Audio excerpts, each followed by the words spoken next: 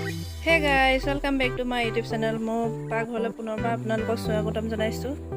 আজি এটা কোনো ধৰণৰ মছলা নিদিয়াকে বনোৱা পিয়ৰ অসমীয়া ৰেচিপি আগবঢ়াইছো আপোনালোকৰ কাৰণে আৰু হেতু হৈছে outengar আঞ্জা। outengar এটা নিজস্ব ধুনীয়া এৰোমা থাকে যত নেকি শুকান বা গুৰি মছলা ব্যৱহাৰ নকৰিলেও হৈ যায়। outengar মাছৰ আঞ্জাখন বনাবৰ কাৰণে মই ইয়াতে সৰু হিঙৰা মাছ ব্যৱহাৰ কৰিছো আৰু ভালদৰে ধুই ফ্ৰাই কৰি লৈছো। এটা আলু সৰু সৰুকে কাটি মই বইল কৰি লৈছো আৰু মছলা লৈছো আদা নহৰু পেষ্ট বনাই লৈছো 1 টেবুলস্পুন আৰু জালুক পাঁচফোৰণ অকমান ধনিয়া আৰু outengar খিনি মই এনেকে সৰু সৰুকে কাটি লৈছো কাৰণ outengar কুমলীয়া কাৰণে মই এনেকে কাটি লৈছো। আপোনালোকে যদি বুঢ়া outengar পায় তেতিয়া অকমান থেতেলিয়াই ল'ব। মই কুমলীয়া কাৰণে এনেকে সৰু সৰুকে কাটি লৈছো। 1 টেস্পুন হালধি লম আৰু সোৱাদ অনুসৰি নিমখ আৰু লৈছো মিঠাতেল। ইয়াতে মই 2 টেবুলস্পুন তেল দিছো। তেলখিনি গৰম হ'ল মই ইয়াতে পাঁচফোৰণখিনি দিছো আৰু এইখিনি মই 5-6 ছেকেণ্ড মান ভাজি কৰি লম। পাঁচফোৰণখিনি অকমান ফুটি উঠিলে সুগন্ধ ওলাব। ইয়াতে মই গেছৰ ফ্লেমটো স্লো কৰি ৰাখিছো। এতিয়া দিছো বইল কৰি থোৱা আলুখিনি ভাজি কৰি লৈছো। অকমান সময় এনেকে মই ভাজি কৰি লম।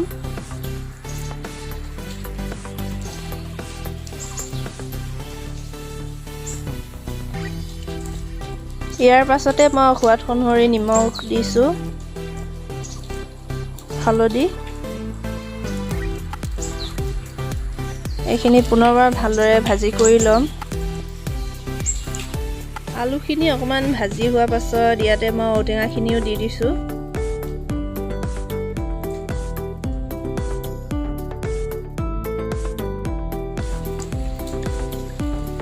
আলু আৰু outengar অকমান সময় ভাজি হোৱা পাছত মই ইয়াতে কেঁচা জলকীয়া 3টামান দিছো।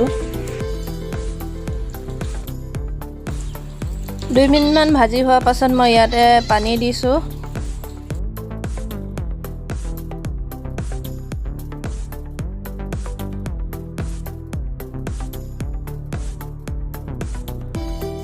ইয়াতে মই খুন্দি থোৱা আদা নহৰুখিনি দিছো। এতিয়া ঢাকন দি 3-4 মিনিট মান উতলিবলৈ দি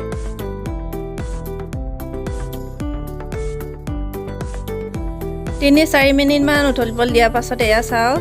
এতিয়া ইয়াতে মান ধনিয়া অকমান দিছো আৰু জালুকৰ গুৰিখিনিও দি দিছো। এইখিনি পুনৰবাৰ 2 মিনিট মান উতলিবলৈ দিম।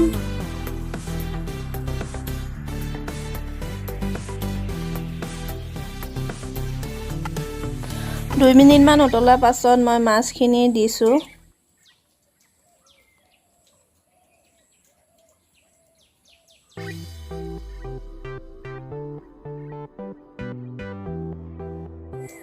মাছ দিয়াৰ পাছত মই ঢাকন দি অকমান উতলিবলৈ দিছো।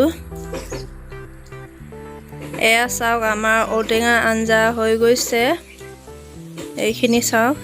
মই outengar আৰু আলুখিনি অকমান ভাঙি লৈছো তেতিয়া খাবলৈ ভাল হয়।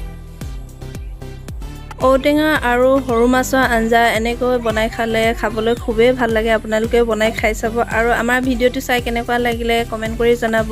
লাইক শ্বেয়াৰ সাবস্ক্ৰাইব কৰি বেল আইকনটো দবাই দিব আৰু আজিলৈ ইমানেই। আৰু নতুন এটা ৰেচিপি লগ পাম তেতিয়ালৈ বাই বাই।